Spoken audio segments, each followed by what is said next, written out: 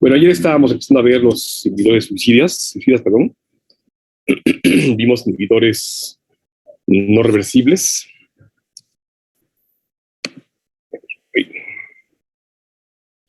Veíamos inhibidores no reversibles y estábamos hablando de aquellos que se unen a la enzima de manera covalente y ya no permiten que vuelva a tener actividad, es decir, no se pueden revertir a menos que rompamos la estructura de la enzima, ¿no?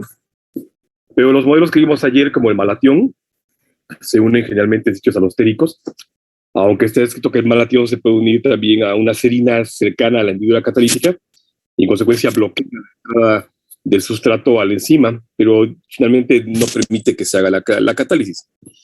Los inhibidores suicidas se parecen mucho en el sentido que son irreversibles, pero a diferencia de los otros inhibidores que hemos visto en donde se unen a una región alostérica o bien en o cerca de la hendidura catalítica y no permiten que se lleve a cabo la cinética, los suicidas metabolizan el sustrato y como si fuera un sustrato, perdón, y entonces la transformación de este inhibidor hace que se una de manera covalente, o sea, el producto del inhibidor hace que se una de manera covalente a la enzima, es decir, en la hendidura catalítica, en el centro activo, y en consecuencia deja la enzima completamente inutilizada.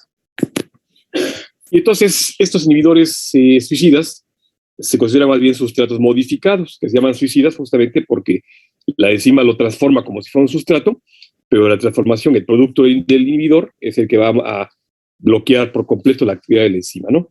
Una vez que lo acopla y lo cataliza, entonces forma esos enlaces covalentes en el sitio de catálisis del centro activo o en la hendidura catalítica o ambos, y en consecuencia queda bloqueado por completo y de forma irreversible, ¿no? Esto previene futuras reacciones enzimáticas y la enzima es completamente inutilizada, ¿no? Ya no sirve absolutamente para nada.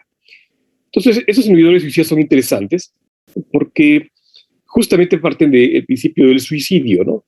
Que es un tema un poco complejo, ya lo verán ustedes después en su clase de psicología, creo que en segundo o tercer año, que es un tema interesante y además complejo, que justamente viene del latín sui, a sí mismo, y sidium, acción de matar, ¿no? Es decir, la acción de matarse a uno mismo, que resulta interesante porque cuando uno dice se suicidó, es como ser repetitivo, ¿no? O sea, a sí mismo se suicidó a sí mismo, o sea, a sí mismo se mató a sí mismo. Entonces, más bien es el cometer el suicidio, ¿no? Se comete el acto de matarse a sí mismo. Pero entonces, más allá de este concepto de suicidio, que significa uno mismo, encima, pues, a sí misma va a cometer el suicidio, más bien es esta analogía que me gusta mucho, ¿no? De un caballo de Troya, que si ven ustedes, reproduce tal cual la forma de la entrada, o sea, de la hendidura catalítica del centro activo, y se va a enclavar, pero ya no va a permitir que se vuelva a cerrar la puerta ni abrir, lo que se queda ahí enclavado y ya va a bloquear por completo la actividad de la enzima, la entrada de la enzima de cualquier otra cosa, ¿no? Y entonces, una vez que se enclava, se va a fusionar con el resto de la enzima, el castillo, y ya va a prevenir futuras cinéticas enzimáticas como tal, de forma irreversible, ¿no? La historia de los inhibidores suicidas es así. Es un ejemplo. Ustedes han oído hablar de la penicilina, ¿no? Cuando yo era niño se utilizaba la penicilina para todo.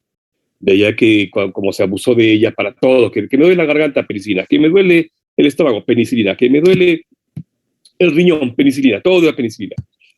Y entonces, unas décadas después, en cerca de los 80s, 90s, empezamos a ver que había una gran cantidad de casos de infecciones que eran resistentes a la penicilina. La resistencia microbiana tenía lugar, pues. Y en consecuencia, a partir de los 90, 2000, se empezó a regular en la venta de antibióticos, de tal suerte que hoy en día, solamente con una receta de un médico, es que le venden a uno un antibiótico, ¿no? Claro, a veces los farmacéuticos hacen trampa y nos la venden sin la receta, ¿no? Pero en general nos piden una receta de un médico para podernos vender un antibiótico, ¿no? Y entonces, ahora ya que no se utiliza mucho la penicilina, pues ha vuelto a tener buen resultado antibiótico, ¿no? Pero entonces la historia de la resistencia antimicrobiana es así. La penicilina es la forma activa que están viendo ustedes acá, es la molécula de penicilina. De pronto, algunas bacterias fueron capaces de producir una beta-lactamasa. O sea, en respuesta a la penicilina, las bacterias fueron capaces de modificar su genoma, una modificación postgenómica, y en consecuencia secretaron una enzima, formaron una enzima por transcripción que actuaba sobre la penicilina.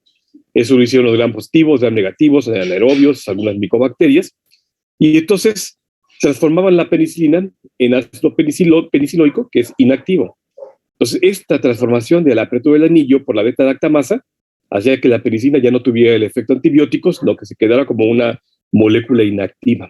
En consecuencia, las beta-lactamasas de las bacterias dieron lugar a que las bacterias pues, se hicieran muy resistentes, ¿de acuerdo? Porque se quedan beta-lactamasas. Y entonces eso obligó en la década de los 90 al desarrollo de medicamentos que pudieran ahora vencer esta limitante de las beta-lactamasas. Y entonces se creó el ácido clavulánico. Desde los 80 se venía ensayando, creo que 82, 84, se ensayaba ya el ácido clavulánico porque ya se veía venir. Pero fue en los 90 que el ácido clavulánico tuvo su auge, porque en todo caso actúa sobre la beta-lactamasa. La beta-lactamasa, si se acuerdan ustedes, prefiere aquí a la penicilina como tal activa, ¿no? Y entonces el ácido clavulánico actúa sobre la beta-lactamasa engañándola, diciéndole que es penicilina, pero no es cierto, se parece tanto a la penicilina que en consecuencia la beta-lactamasa lo acopla antes que la penicilina, o sea, prefiere al ácido clavulánico que a la penicilina.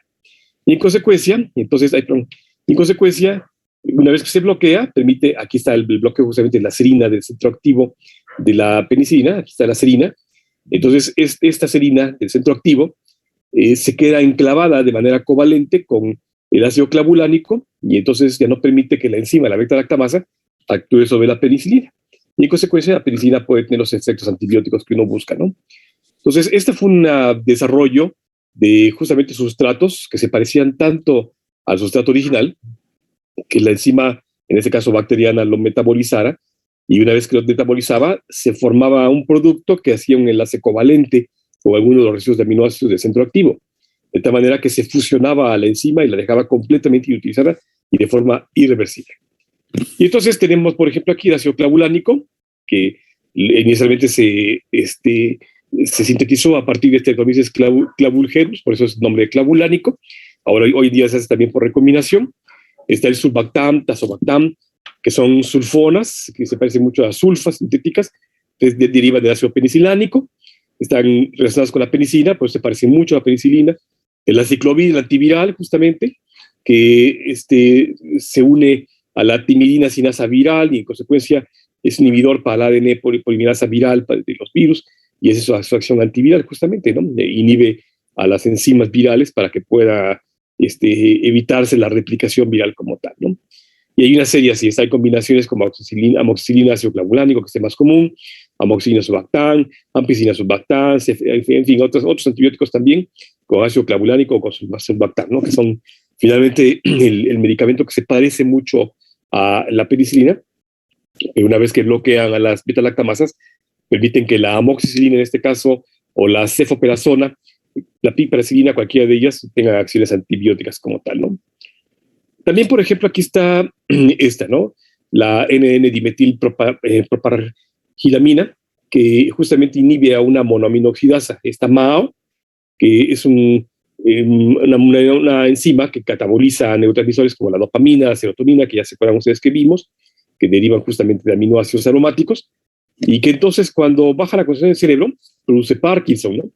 En consecuencia, si uno inhibe a esta enzima, entonces se puede favorecer que se secrete la dopa, la serotonina, y se ha utilizado en el Parkinson, en la depresión, para la síntesis de serotonina, en fin, ¿no? De manera irreversible uno inhibe de pronto enzimas como medidas terapéuticas para que no se den los efectos de enfermedad como tal, ¿no? En fin, hay varios ejemplos, aquí está otro, ¿no? La difluorometilornitina, que inhibe justamente a una enzima para la regulación del metabólica de una infección por este bicho que se llama tripanosomiasis, la tripanosoma brucei en este caso, que es que ven ustedes acá, ¿no? La enfermedad del sueño, ¿no? Entonces aquí está con eritrocitos y está justamente el parásito ahí en la sangre, ¿no? Que da lugar a las enfermedades que después ustedes revisarán.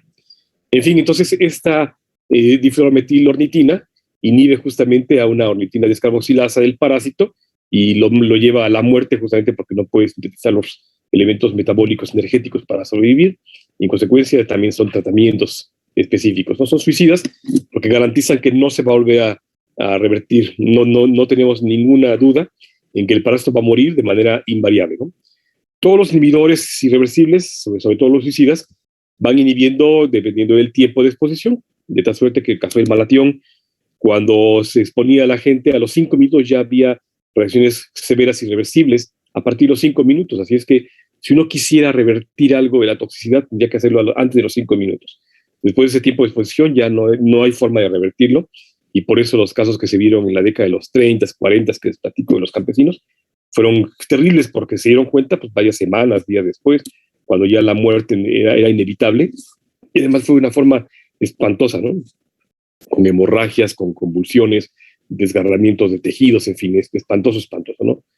Este es para que lo conozcan nada más como corolario cultural, ese ciclo vital justamente del tipo mastigote, la mosca tsetse, que luego se inyecta pues a la circulación, y luego se convierte en tipo mastigotes que se van a multiplicar, y en todo caso se van a la sangre, que es lo que ese que vieron hace un momentito.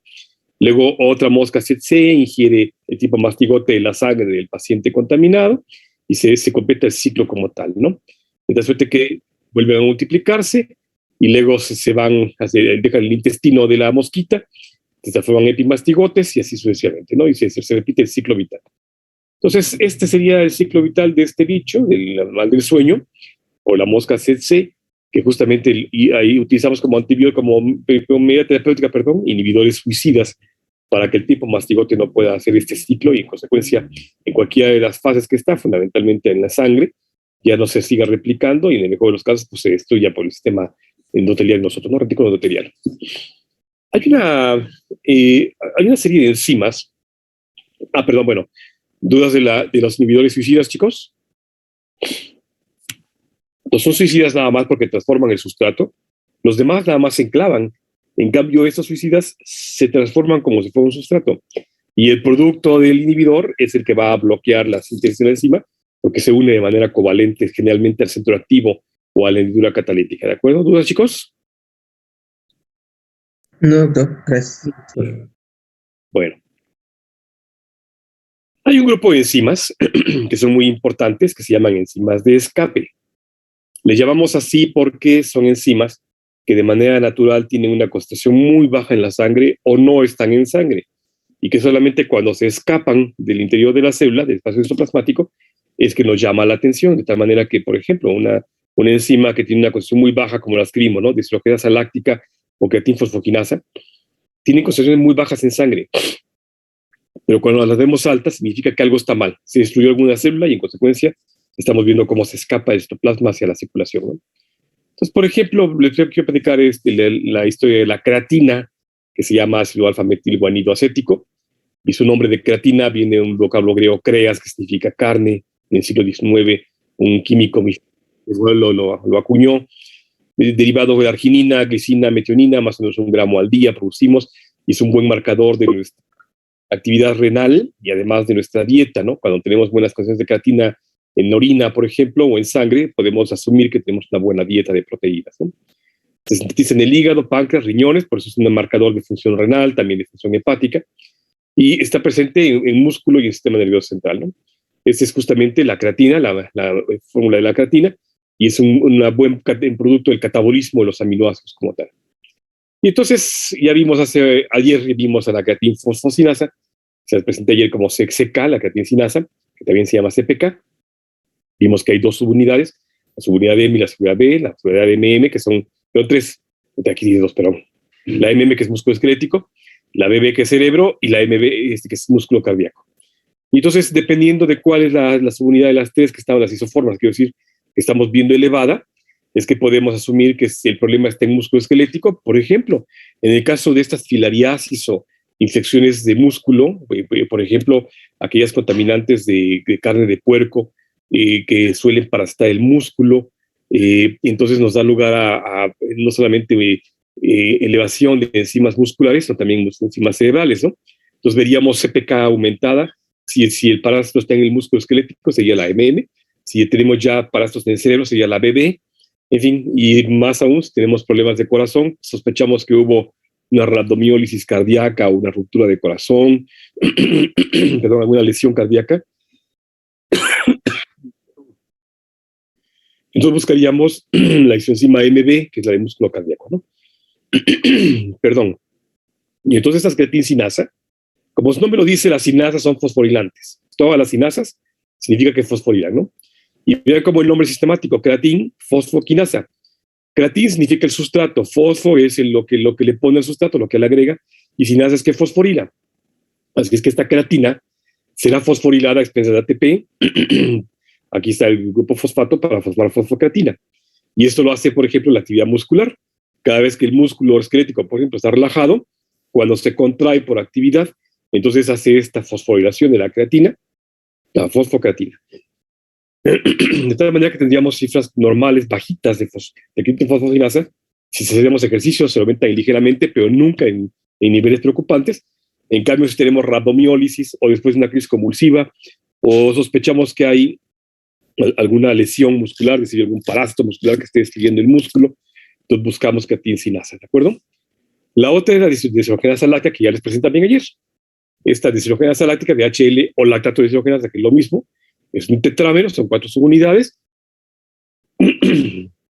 Vimos ayer que está en muchos tejidos, pero que nos importan las unidades de HL1 y 2, el miocardio y eritrocito, la 3 pulmonar, la 4 músculo estriado y hígado y la 5 músculo estriado, ¿no?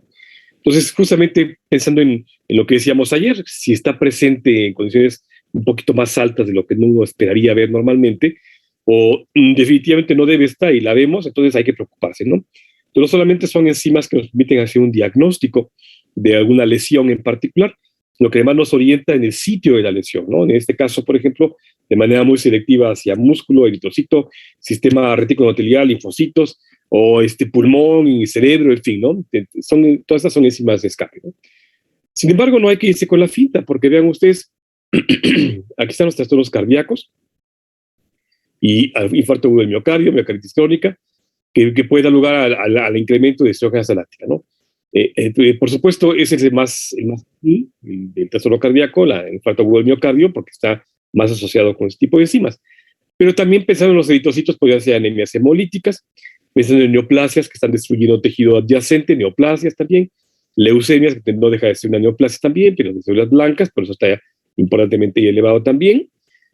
Otras pruebas hematológicas como la púrpura, en fin, ¿no? Enfermedades infecciosas, como virales, la monoclosis infecciosa, en fin, un montón de enfermedades pulmonares y enfermedades virales también en general, nos puede dar lugar al incremento de deshidrogenasa láctica, ¿no?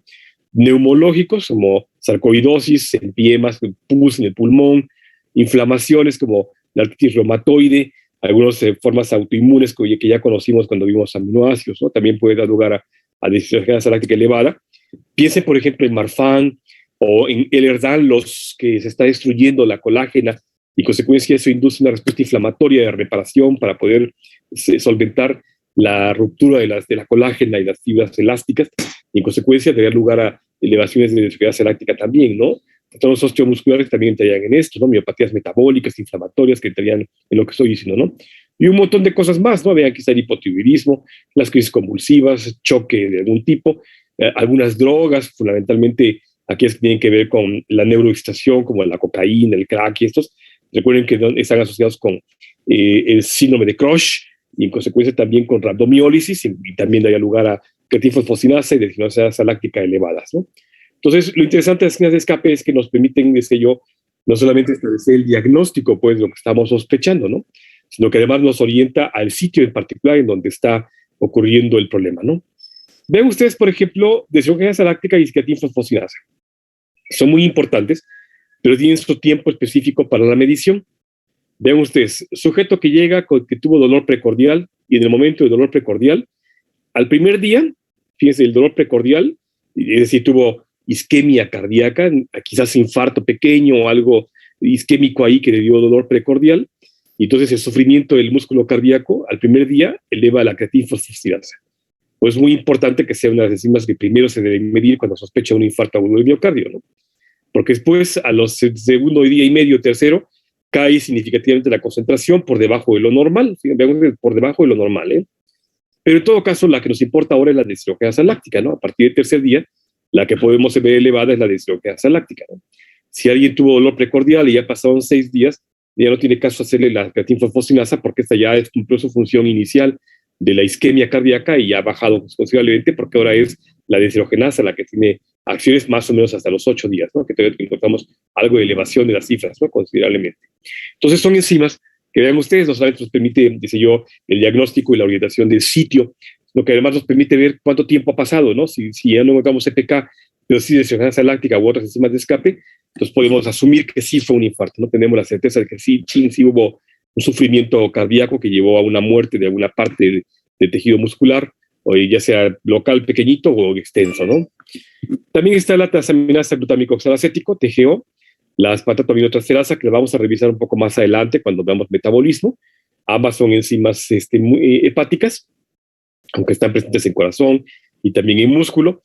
La TGO, la glutámico oxalacético, es más abundante que la segunda, la AST o ALT. Y también, fíjense, vean ustedes, en infarto agudo del miocardio, las primeras 6 horas, 4 o 6 días se mantiene elevada, fundamentalmente la TGO, pero también en la hepatitis, en todo caso nos importa la aspartato aminotransferasa, la hepatitis, más que la glutámico oxalacética y más que la deshidrogenasa láctica, ¿no? Entonces, igual yo sospecho un sujeto que tiene hepatitis de algún tipo, de hepatitis tóxica, necrótica, viral, medicamentosa, lo que sea, ¿no? Cualquier inflamación del hígado será hepatitis, ¿no? Y luego le ponemos apellido del origen, de la etiología, quiero decir, ¿no? Puede ser viral, tóxica, medicamentosa, bla, bla. Entonces yo sospecho que tiene eso porque lo veo amarillo, está ictérico, tuvo dolor en el lado derecho, abajo de la costilla, que se llama, por debajo del arco costal, perdón. Y entonces este dolor con el color amarillo le refiere a la persona, sospecho que es una inflamación de la glándula hepática, le mando a hacer entonces enzimas de este tipo para la función hepática, me reportan aspartato aminotransferasa elevada, quizás más que la transaminasa glutámico oxalacético, y en todo caso estos ya son marcadores importantes para la función hepática y en consecuencia también para el diagnóstico de inflamación de la glándula hepática, ¿no? Pero de manera normal no deberían estar tan elevadas y cuando se inflama el hígado es que empiezan a trabajar en exceso y en consecuencia aumenta también su concentración, ¿no? La transaminasa glutámico pirúvico, TGP, en aminotransferas también son marcadores hepáticos, y como ven ustedes en el hígado, fundamentalmente citoplasma, y también nos traduce a hepatitis aguda, ya sea viral, tóxica, medicamentosa, cualquiera de ellas, ¿no? Entonces mandamos pedir unas pruebas de función hepática que nos reportan esta serie de enzimas, que son enzimas de escape, cuya elevación nos debe de marcar inmediatamente la pauta para diagnosticar entonces inflamaciones o destrucciones de la glándula que estamos buscando en particular, ¿no? Entonces son enzimas finalmente para el apoyo diagnóstico en el caso de nosotros, ¿no? La fosfatasa ácida es bien interesante. Hay dos tipos de fosfatasas, la alcalina y la ácida.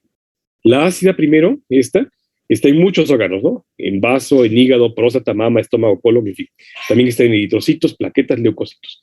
Pero lo interesante de la fosfatasa ácida es que ha servido como un marcador muy sensible para inflamaciones de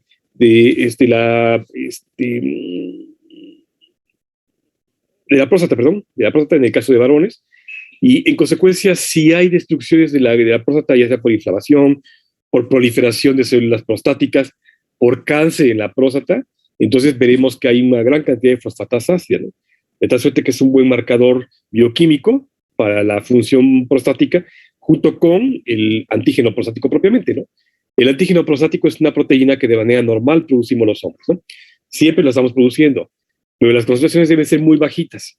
Cuando aumentan, entonces hay que preocuparse porque significará que está inflamada la próstata, una prostatitis, o bien que se está transformando a la malignidad, una carcinoma prostático, un adenocarcinoma prostático, o bien que está multiplicándose porque está empezando a tener cambios importantes en la próstata, ¿no? Puede ser aumento de las células, hiperplasia prostática, ahí puede ser aumento del volumen de las células, hipertrofia prostática, que es normal a partir de los 40, 45 años de edad en todos los hombres, ¿no? Invariablemente todos llegaremos a algún grado de prostatitis en nuestra vida, y por eso es que a partir de cierta edad, de los 50, 45, 50 años, se recomienda siempre vigilar la función e idealmente el tamaño de la próstata, ¿no? Pues no, pues por lo menos de manera bioquímica, si la función prostática justamente con esos marcadores, ¿no?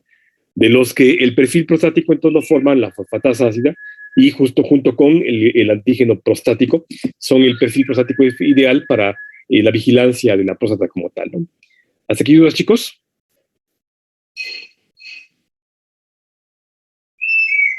No, doctor. ¿No?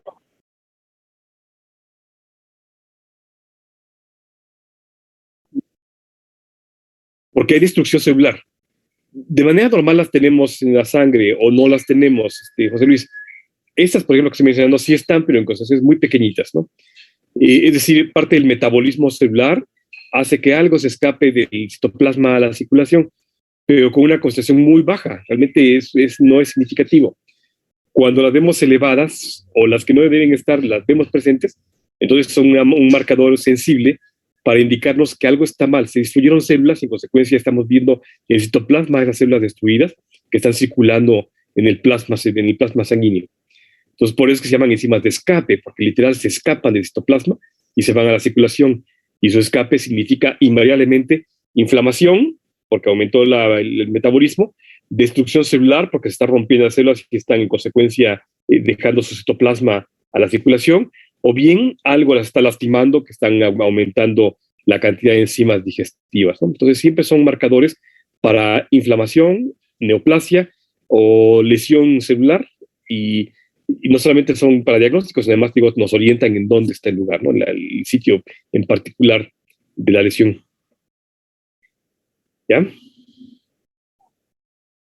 Esta fosfatasácea, por ejemplo, si llega un paciente que me dice que tiene dificultades para orinar, el chorro ha disminuido, le cuesta trabajo, siente que tiene muchas ganas y sin embargo tiene que pujar, y le mando a hacer fosfatasa ácida y me sale elevada, pues no pensaré yo que tiene un problema de mama, ¿no? O de estómago o de colon. Me oriento directamente por la clínica en un problema urinario. Y entonces, si pienso en eso, digo, ok, bueno, ahora sé que de todos estos órganos, el que está relacionado con la orina, pues es la próstata, ¿no? Así es que algo está provocando que no pueda orinar, quizás la próstata está crecida de tamaño, está hiperplásica o hipertrófica, quizás tiene un tumor que está bloqueando ahí la salida de la uretra para la orina, y en consecuencia por eso me dice que le arde para orinar, tiene dificultad, puja, chorro pequeño que va cada ratito y se quedan con ganas, en fin, ¿no? Entonces, como ven, la clínica me orienta en dónde está el problema, ¿no? Igual si tuviera otro problema significativo, por ejemplo, neoplasias, ¿no? Fatiga inexplicable, con palidez, síndrome anémico, en fin, veo que además tiene ganglios inflamados. No pensaría yo en la próstata, ¿no? Más bien pensaría yo en un problema mieloproliferativo, quizás un linfoma de Hodgkin o no Hodgkin, algún problema leucémico, algo pues que tenga que ver con la médula ósea para la síntesis de células en particular, ¿no? Y entonces la fosfatasácea también me orienta hacia dónde podría ser el problema, ¿no? No me voy con la próstata, no, más bien me voy orientando hacia algo neoplásico de otro tipo, ¿no? Quizás alguna anemia hemolítica, si es que es el eritrocito, o algún problema mieloproliferativo, si es que es algún tipo de esos cánceres, ¿no? Solamente para la fosfatasácea.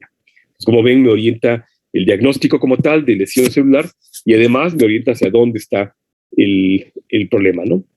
Su prima hermana, la fosfatasa alcalina, que es una isoforma, está justamente presente también, pero vean ustedes, en hueso, en hígado, placenta, intestino y riñón. Entonces es muy significativo en hueso, de tal manera que el aumento de fosfatasa alcalina más bien me orienta a pensar en que hay un problema de óseo. De manera normal, cuando estamos en crecimiento, en la adolescencia, la pubertad, tenemos fosfatasa alcalina elevada. Y eso tiene que ver con la actividad justamente del crecimiento óseo, la remodelación ósea. Igual si tuvimos una fractura que se está consolidando, entonces esa fractura obligará a las células, los osteoblastos, a sintetizar fosfatasa alcalina para justamente la remodelación ósea, en consecuencia acoplar minerales, de tal manera que yo vería de manera normal una fosfatasa alcalina elevada. Pero si no tuvo fractura, ni tampoco está en crecimiento, ya está grandecito, y sin embargo le encuentro fosfatasa alcalina elevada, entonces hay que pensar en una neoplasia de hueso. Algo está haciendo que ese hueso esté trabajando de más, se está inflamando, se está lastimando y en consecuencia está sintetizando demasiada enzima, o bien el raquitismo, la deficiencia de vitamina D, por ejemplo, que lleva a una falla en el acopio de minerales para el hueso, podría elevar la fosfatasa alcalina en un intento de regeneración de la estructura ósea para el acopio de minerales en la colágena que contiene el hueso, ¿no? Entonces, como ven, la fosfatasa ácida y la fosfatasa alcalina, con todo y que son isoformas, tienen más o menos el mismo sustrato, entonces no actúan igual, una actúa en algunos órganos, otra en la otra, uno nos orienta a una cosa, otra a la otra, en fin, pero finalmente son enzimas también que de manera normal no deberíamos ver en la circulación, o si las vemos en concentraciones muy, muy bajitas que no deberían ser de preocuparse, ¿no? La amilasa pancreática son ejemplos. La amilasa pancreática. Esta amilasa pancreática, cuando está presente en concentraciones altas, de manera normal está, porque en todo caso recuerden que cada vez que digerimos secretamos amilasa pancreática, ¿no? Pero esa amilasa pancreática algo circula en el plasma, el resto se va más bien hacia el duodeno para que pueda actuar en la digestión. Sin embargo, cuando la vemos circulando en plasma, entonces invariablemente nos traduce que se inflamó la glándula pancreática y está tan inflamada la célula, la célula pancreática, que está elevando sus enzimas digestivas hacia la circulación. Entonces nos traduce una pancreatitis aguda. Pudiera ser secundaria, por ejemplo, por virus, ¿no? Muchos virus no dan lugar a pancreatitis. Hay adenovirus que pueden dar lugar inclusive a diabetes mellitus, que vamos a ver más adelante cuando vemos carbohidratos. Pudiera ser de manera secundaria por obstrucciones, por ejemplo, de piedras en la vía biliar, que de manera retrógrada inflaman al páncreas, como las colangitis, las colecistitis, en fin, ¿no? También las úlceras gástricas penetrantes, esas úlceras que han perforado la pared gástrica y que están teniendo contacto con el páncreas y lo están lastimando. Finalmente, esa lesión al páncreas también hace que sus enzimas se escapen a la circulación y en consecuencia nos dé lugar a una pancreatitis y veíamos amenaza pancreática elevada, traumatismos de páncreas, por supuesto el tumor de páncreas, ¿no? Entonces depende de la cantidad de la enzima, es que también podemos asumir si es una inflamación, si es una destrucción o si es una neoplasia, ¿no? Cuando está elevada significativamente, mucho, entonces pensamos en que algo está muy mal, se están destruyendo muchas células, tiene demasiada actividad y en consecuencia más bien hay que pensar en una neoplasia, ¿no? Entonces la amilasa pancreática, con todo que es una enzima habitual, normal de nosotros, cuando está presente en la sangre y está muy elevada, nos debe orientar a un problema directamente con el páncreas, ¿no? En fin, ¿dudas, chicos?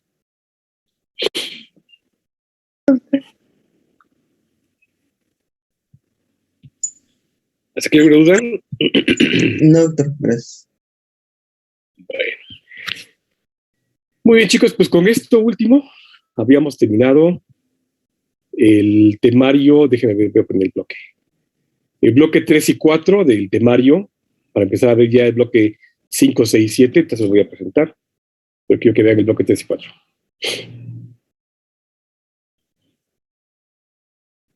Ahora viene la pregunta, ¿cuándo quieren el examen de este bloque?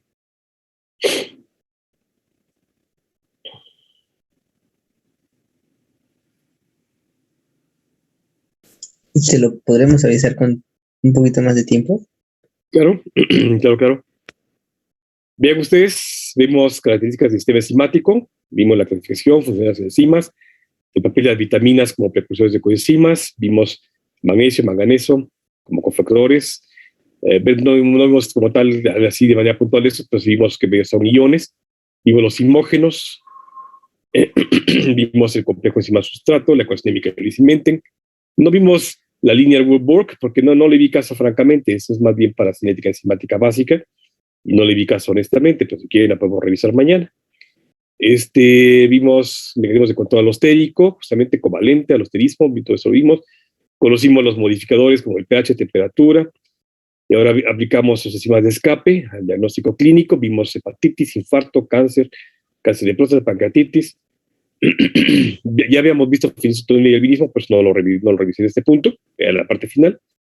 Y entonces, de consecuencia, deberían haber hecho la práctica clínica de cinética enzimática, que era una práctica muy bonita en el laboratorio, en donde medían ustedes la actividad de enzimas como la enzima pancreática o enzimas digestivas, después de una dosis de insulina o algunas otras cosas. Generalmente lo hacíamos en conejos, no sé ahora cómo lo hagan, francamente.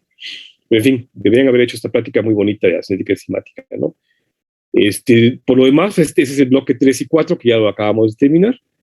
Y en consecuencia, ahora faltaría ver a partir de la próxima semana, yo creo, o mañana si quieren empezamos, lo que ustedes me digan. Mañana es jueves. Veríamos el metabolismo y empezaríamos a ver el concepto de la vía metabólica. Veríamos las vías anabólicas, catabólicas, anfibólicas, la transformación de grasas, azúcares, proteínas, que sería el primer bloque, ¿no? Los ciclos de ATP, ADP, NAD, coenzima A, el metabolismo celular. Yo creo que la próxima semana podríamos empezar a ver el 5.1, 5.2. Les hago llegar este bloque para que lo tengan también, pero por lo pronto vuelvo a preguntar, ¿quiere empezar la fecha del examen? El examen sería en consecuencia de aminoácidos, proteínas, enzimas y nada más. O sea, realmente, no sé, creo que no sería un temario tan extenso, ¿no? Espero, pues al menos. Vimos muchos aminoácidos, pero espero que no sea tan tan extenso. Déjenme, voy a poner el bloque 3 y 4. Sería de aminoácidos y proteínas, enzimas y coenzimas. Y nada más. Aminoácidos y proteínas, enzimas y coenzimas. Entonces, ese sería el siguiente examen que tendríamos que hacer ya en el día que ustedes me digan. Entonces, ¿por qué no lo piensan? Y en consecuencia, si quieren, mañana empezamos a ver metabolismo. Por favor, revisen los conceptos básicos de metabolismo, anabolismo, catabolismo, para que platiquemos de lo mismo. Y ya me dirán entonces cuándo quieren el examen, si quieren la próxima semana. ¿Les parece? Sí, está bien, gracias. Pues un gusto verlos, cuídense mucho. Mi foto.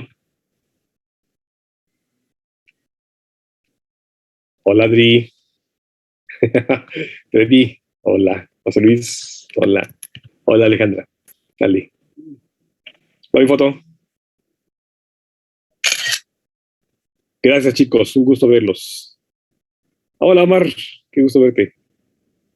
Hasta mañana. Vemos metabolismo entonces mañana. Piensen la fecha, Gaby.